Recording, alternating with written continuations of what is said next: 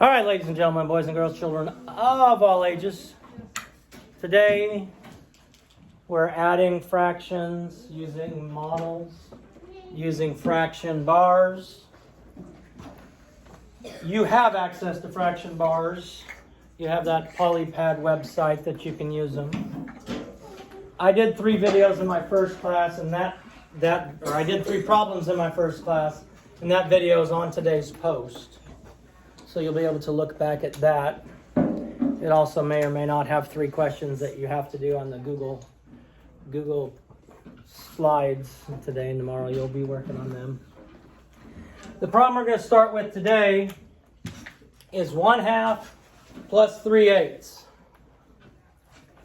Now the first thing I'm always going to start with is I'm going to start with 1 because I want to find out if my answer is less than or greater than 1. Now I take my fractions. I have 1/2 here, and I need 3/8. Oh, there we are. Plus 3/8. 1/2 plus 3/8. So is my answer going to be less than or greater than 1? Less than 1. So it's this much less than 1. Okay? This much here, less than 1.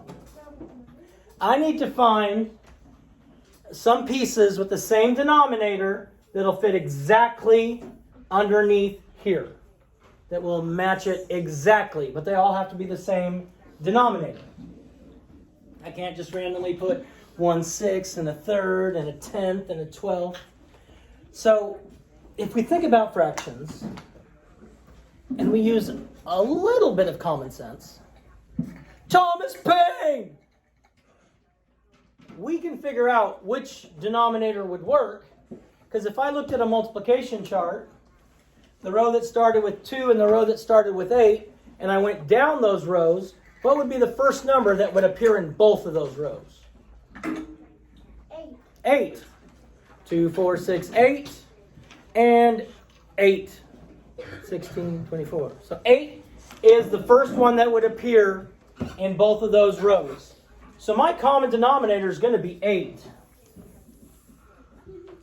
And first, we already learned earlier today that 1/2 is the same as 4/8.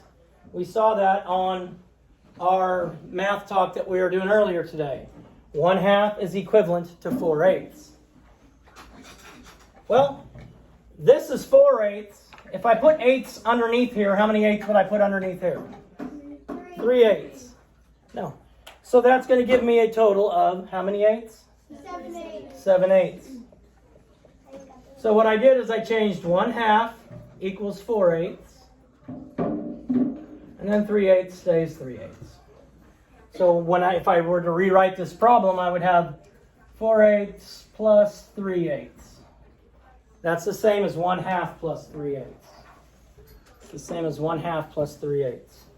Let's look at another. Why are you throwing those on the floor, Scout? Scout, do not be difficult for me to deal with. All right? You're supposed to be the good kid. Well, one is a good kid. No, there's only one. Scout's good with his vocabulary, too. All right, the next problem we're going to look at is 3/4 plus 1/3. 3/4 plus 1/3. So I have it compared to 1 here.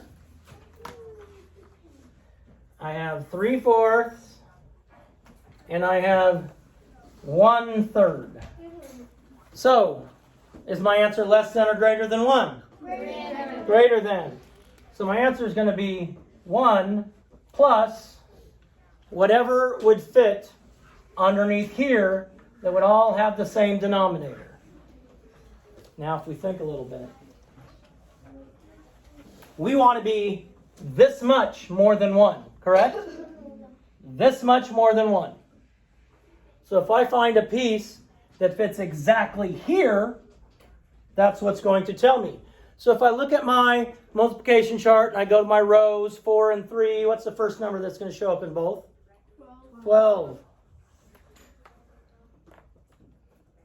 So now I have 1 whole plus 1/12. What does 1 whole plus 1/12 equal? 1 and 1/12. 1 and 1/12.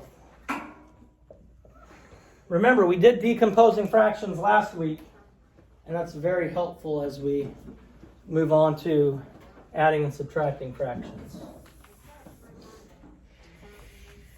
Now, the denominators you're mostly going to work with in 5th grade. You're going to work with 2, 3, 4, 5, 6, 8, 10, and 12 mostly. You're not going to work very often. I mean, I might give you some just to see, just to make you sweat a little bit and think. But you're going to work mostly with those denominators. The next one, I have 2/5 plus 3/10. 2/5 plus 3/10. So now I have 2/5. I need 3/10. Is my answer going to be less than, greater than, or equal to 1? Less than 1. It's going to be this much less than 1. If I used decomposing fractions, I could say my problem is 1/5 plus 1/5 plus 1/10 plus 1/10 plus 1/10 if I use decomposing fractions.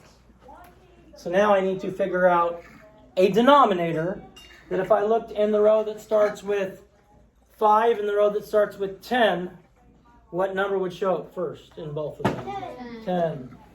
So if I know that 1/5 is the same as 2/10, and 1/10 is the same as 2/10, and I decompose this, I could do 2/10 plus 2/10 plus 1/10 plus 1/10 plus 1/10. And then I'm just adding. I don't have to do the whole big thing. 7/10. So it'd be who? 7/10. 7/10. Because 1/5 equals 2/10. And sometimes it's easier if we see it decomposed in order to do it that way. Now, I'm also going to record a video in my 3rd class that will be going over 3 more of the problems that you'll see on your Google Slides. I'm just saying. Boom! Shakalaka, peace out. God bless, love you. Do something kind today. Save the bees. Please subscribe.